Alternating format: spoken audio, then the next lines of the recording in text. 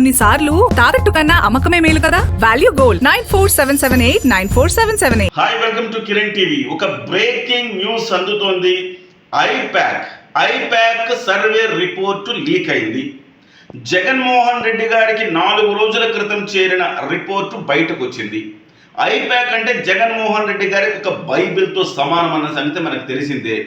2014 ఓటమి తర్వాత ఆయన ఐపాక్ నివేదిక మీద ప్రతి అంశానికి ఆధారపడతారు. ఐపాక్ నివేదిక ఏం చెప్తుంది ఒక్కసారి చూద్దాం. ఏ జిల్లాలో ఎన్నెన్ని స్థానాలు ఎవరెవరికి వస్తాయి, అలాగే ఎక్కడెక్కడ ఆయనకు వ్యతిరేకత ఉందన్న అంశాలను స్పష్టంగా తేటతెల్లం చేసిన ఐపాక్ నివేదిక అని చెప్పాలి. ఐపాక్ నివేదిక ప్రకారం ఒకసారి చూస్తే వివిధ వర్గాల్లో ఏ రకమైన సర్వే ఫలితాలు ఏ రకంగా ఉన్నాయో ఒకసారి మనం చూద్దాం. ఐపాక్ నివేదికను అనుసరించి అత్యంత బాధాకరమైన అంశం జగన్మోహన్ రెడ్డి గారికి ఏంటంటే గవర్నమెంట్ ఉద్యోగులు జీతాలు సక్రమంగా సకాలంలో రాకపోవటమే దీనికి ప్రధానమైన కారణం అని చెప్పాలి. ప్రభుత్వ ఉద్యోగుల పట్ల ఆయన వ్యవహరించిన తీరు కూడా దీనికి ప్రధానమైన కారణం అని చెప్పాలి. ప్రభుత్వ ఉద్యోగుల్లో కేవలం 12% మంది మాత్రమే ఆయనకు అనుకూలంగా ఉన్నారు. 88% మంది కూటమికి అనుకూలంగా ఉన్నారు. ఇకపోతే టీచర్లలో మాత్రం ఎందుకో నేను కూడా ఎక్స్పెక్ట్ చేశాను టీచర్లలో కూడా ఆయనకు వ్యతిరేకత ఉంటుందని. కానీ 67% మంది ఆయనకు అనుకూలంగా ఉన్నారు, 33% మంది కూటమికి అనుకూలంగా ఉన్నారు. ఐటీ ఎంప్లాయీస్లో 44% ఆయనకు అనుకూలంగా ఉండడం కూడా నన్ను ఆశ్చర్యపరిచిందని చెప్పాలి. కానీ 56% మంది కూటమికి అనుకూలంగా ఉన్నారు. కానీ నా ఉద్దేశం ఐటీ ఎంప్లాయీస్ కూడా 44% అంటే చాలా ఎక్కువ శాతం. బహుశా ఐటీ ఎంప్లాయీస్లో ఎందుకు అంత అనుకూలత వచ్చిందో కూడా నాకు అర్థం కావట్లేదు. ఇకపోతే స్టూడెంట్స్ 22% మాత్రమే ఆయన స్టూడెంట్స్ ఇష్టపడుతున్నారు. 78% మంది కూటమే రావాలని స్టూడెంట్స్, అంటే మొట్టమొదటిసారి ఓటు వేయబోయే యువత ఇదంతా. ఇది జనసేన పార్టీకి అనుకూలమైన యువత ఇదంతా. జనసేన పార్టీ వల్లనే యువత మొత్తం కూటమి వైపు మళ్ళినట్టుగా మనం చెప్పుకోవాలి. అలాగే రైతులు 51% మంది అనుకూలంగా ఉన్నారు. జగన్మోహన్ రెడ్డి గారి ప్రభుత్వానికి 49% మంది వ్యతిరేకంగా ఉన్నారు. ఇకపోతే లేబర్ కార్మికుల్లో తీవ్రమైన వ్యతిరేకత కనబడుతోంది. 16% మంది మాత్రమే వైఎస్ఆర్సీపీకి అనుకూలంగా ఉన్నారు. ఇటువైపు 84% మంది కూటమికి అనుకూలంగా ఉన్నారు. ఇకపోతే మద్యం తాగే అలవాటు ఉన్న వాళ్ళు, మద్యం అనేది కీలకమైన అంశంగా మారిన నేపథ్యంలో మద్య నిషేధం చేస్తారన్న జగన్మోహన్ రెడ్డి పిచ్చి మందు అమ్మడం అనేది ఇక్కడ ఆయన అంటే చీప్ లిక్కర్ని బ్రాండేజ్ అమ్ముతూ ఉన్నారు.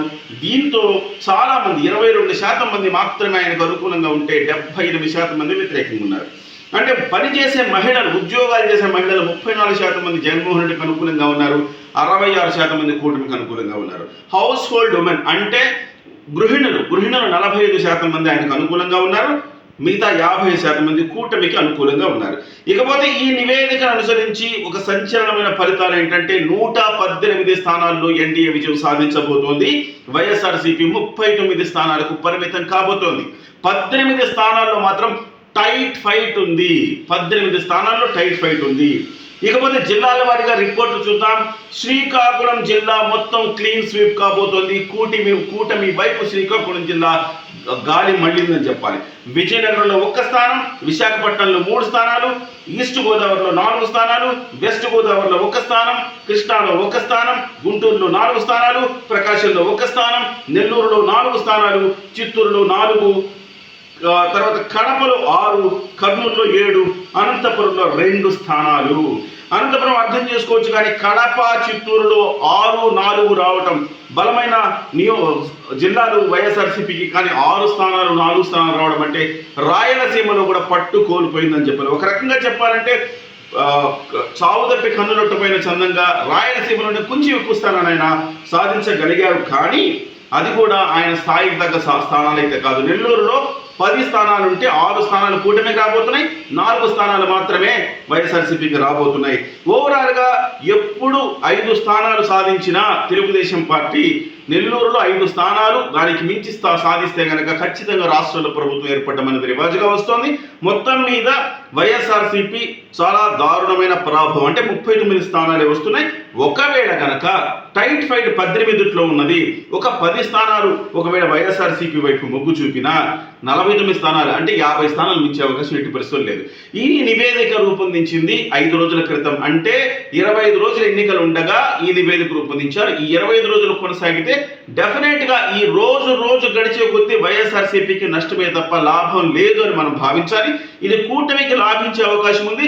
బహుశా ఇప్పుడున్న దాని ప్రకారం ఈ టైట్ అనుకునేవన్నీ కూడా తెలుగుదేశం అండ్ కూటమి వైపు మొగ్గు చూపే అవకాశం ఉంది.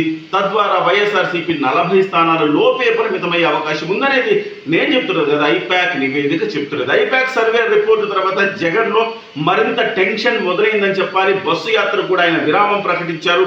దీని మీద సత్వరం ఎలాంటి చర్యలు తీసుకోవాలి, ఏం ప్రకటించాలి అనే దాని మీద ఆయన మల్లగులాలు పడుతున్నట్టుగా మనకు తెలుస్తోంది.